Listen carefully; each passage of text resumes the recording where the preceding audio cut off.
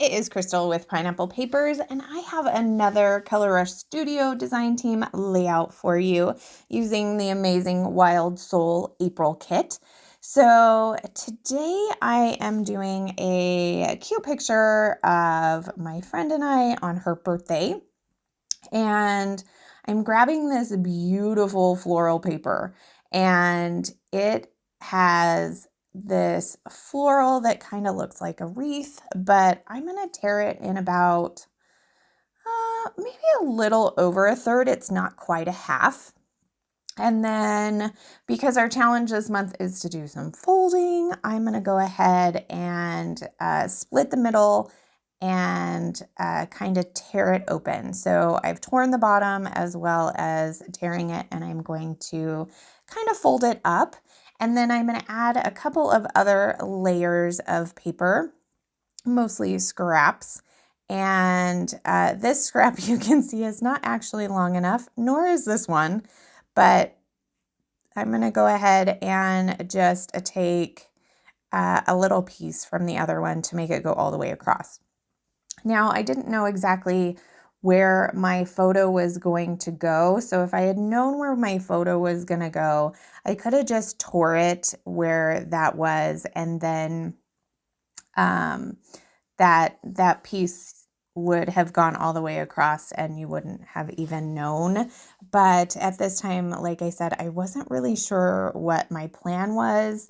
So I just added a little piece, and I don't think you can really tell because neither of the flowers over there are cut. So it just kind of looks like a flower with a flower. So there's my photo. I did go ahead and trim it down. There was just kind of some random stuff behind her. When we did the photo, it wasn't very well centered, so that didn't work very well.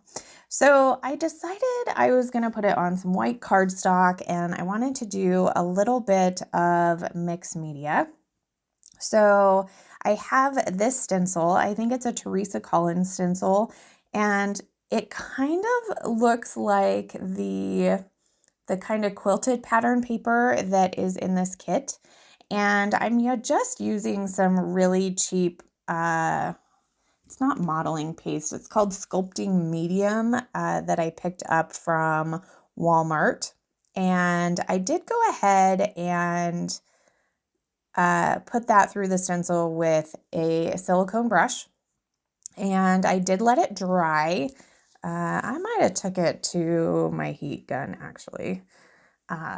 Probably. Let's be honest. I'm pretty impatient. So occasionally, if it's like the end of the night and I think I want to do some mixed media, I'll do the mixed media and then let it sit overnight. But I'm pretty sure this time I just took it to my heat gun, because then I added some shimmers just with a packaging technique, and that one is called Pip Pip Cheerio. And I just did some packaging technique of that. I think that color matches that kind of burgundy color that's in that plaid on the folded paper. And then I wanted to bring in the navy of that paper as well. And I just did that with some splatters of Heidi Swapp Color Shine in navy.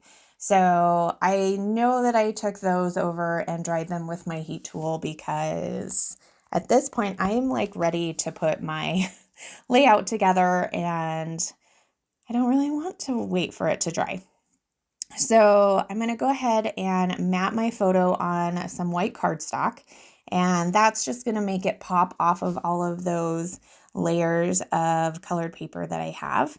And then this is when I decided I wanted an extra layer.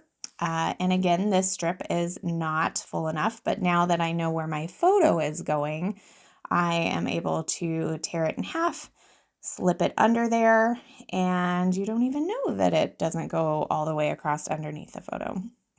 So here I'm thinking maybe I want to bring in some of the frazzles or ribbons, and ultimately I decide not to, which is kind of crazy. This would have been really good to add.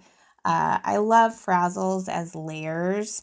But I felt like there was too many patterns going on already. I think if I was going to do that, I think I should have taken that floral, that blue floral that's kind of the center, and swapped that out.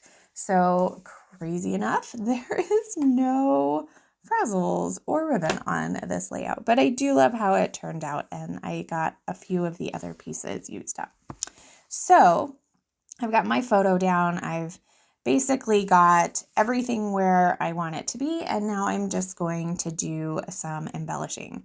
So I pulled this word celebration from the die cut pack, and I was super excited. This kit has quite a few sentiments for like birthday, thank you, like what you would do with cards. And what I tend to do at the end of my kit, if I have just kind of little pieces left that I don't want to like pack and save, I will go ahead and make some cards. So we'll see at the end of the month how many phrases I have if I'm going to make some cards with this. So I did grab the die cut happy birthday. There is a vellum happy birthday in there as well, but I grabbed the die cut piece and put that up at the top on one of the folded pieces, as well as one of the acrylic flowers from the add-on kit.